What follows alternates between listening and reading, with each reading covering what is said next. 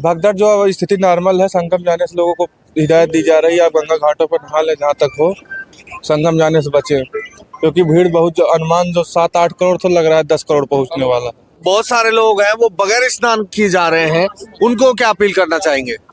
उनको ऐसा गंगा तव सरस्वती इस क्षेत्र में आ गए हैं तो सबसे बड़ा पुण्य यही है। अगर किसी कारणवश भीड़वश अपने नहीं स्नान कर पा रहे हैं तो गंगा माँ को प्रणाम करें और अपने गंतव्य को जाएं। स्थितियां अभी काबू में है? स्थिति अब काबू में है। अरे भैया, स्नान तो कराना चाहिए सरकार ही। अपने भीड़ हो रही है तो भीड़ की तुम सुरक्षा करो, अपने रोको थोड़े बहुत। अब साधु संत एक महीने से यहाँ रह रहे हैं, खर्च कर रहे हैं, परेशानी उठा रहे हैं ठंडी में, और अगर शाही स्नान नहीं होगा इसका मतलब है क्या? फिर साधु ने परेशानी नहीं आएगी। शाही स्नान तो रोकना नहीं चाहिए सरकार है।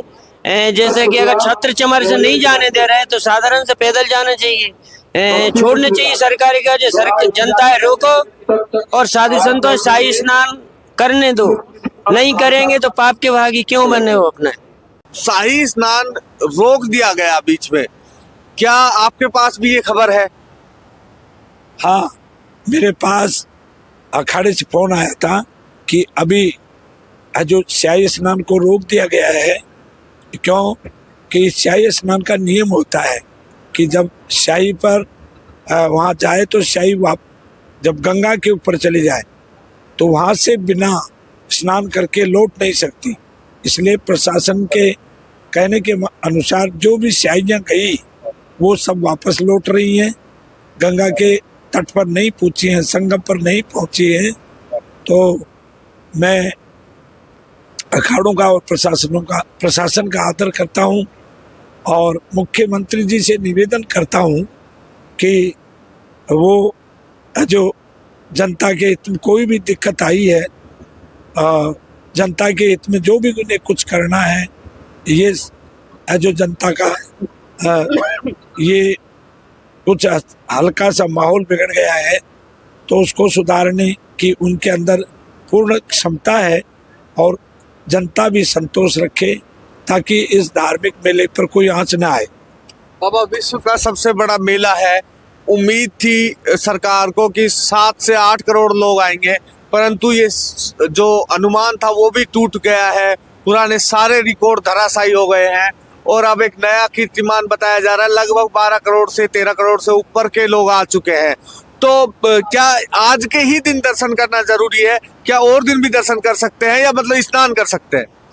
देखिए, ये जरूरी नहीं है कि आज ही के दिन स्नान करें या फिर और कभी न करें, ये जरूरी नहीं है। समय और काल को देखते हुए शास्त्रों के अनुसार माघ के महीने में जब तक सूर्य मकर राशि पर रहें, यानी शिवरात्रि तक स्नान कर सकते हैं वैसे तो, परंतु 12 तारीख तक स्नान कहीं भी किसी भी जगह कभी भी आकर के स्नान कर सकते हैं। उन धार्मिक जो सज्जनों को उतना ही फल मिलेगा, क्योंकि रामायण में रामचरितमानस में भी लिखा है कि माघ मकर गत रवि जब होवई और तीरथ पति आवई सब कोई। तो देव धनुज किन्नर नर नागा, ऐसे देवता किन्नर नर नाग इस माघ के महीने में, माघ मास के महीने में सूर्य संक्रांति पर जब सूर्य मकर राशि के ऊपर जब रहते हैं तब तक किसी भी दिन जो स्नान करेंगे वही पर्व होगा। मुझे ऐसे बहुत सारे लोग मिले हैं जो स्नान करने आए थे, परंतु पब्लिक की भीड़ को देखकर और वो वापस लौट रहे हैं बगैर स्नान किए। उनसे आप क्या कहना चाहोगे? वो कोई भी पश्चाताप न करें, कहीं भी प्रशासन जहां अनुमति दे वहीं स्नान करके जो वो चले जाएं, और जो मन से आए थे और वापस लौट रहे हैं वो कोई भी पश्चाताप न करें, क्योंकि कलयुग में जो मानसिक पाप भी लागू नहीं होता है पर मानसिक पुण्य किया हुआ लागू हो जाता है। मन से वो स्नान करने आए, उनको भी वो वापस किसी कारणवश लौट गए हैं, उनको भी उतना ही जो पुण्य मिलेगा जिन्होंने स्नान कर लिया है। जैसे ही मेरे पास अखाड़े की सूचना आई, मैंने जो अपने समस्त सेवकों को मना कर दिया और अभी तक किसी को कहीं किसी घाट पे जाने के लिए मना कर रखा है। और हम सब लोग साधु संत महात्मा जो प्रशासन और अखाड़ों की जो सहायता करेंगे और आगे भगवान से प्रार्थना करेंगे कि इस प्रकार का कोई भी हादसा कुंभ के पवित्र जो पर्व पर न हो। अब इसमें मैं प्रशासन को भी दोषी नहीं मानता हूँ और अखाड़ों को भी दोषी नहीं मानता हूँ, क्यों पब्लिक धार्मिक भावना से इतनी ज़्यादा आ गई कि मैंने सुना है कि शास्त्री ब्रिज पर आदमी जाने की जगह नहीं थी और लोग वहीं सो रहे थे। तो वहाँ क्या हुआ है ये तो मैं निश्चित रूप से नहीं कह सकता। अखाड़ों ने मुझे ऐसी कोई सूचना नहीं दी है, प्रशासन ने भी मेरे को ऐसी कोई सूचना नहीं दी है, परंतु मैं जो अपने सब भक्तों को जो साथ गए थे उनको कहीं गए थे उनको वापस बुला लिया है और मैं प्रशासन के साथ हूँ, अखाड़ों के साथ हूँ।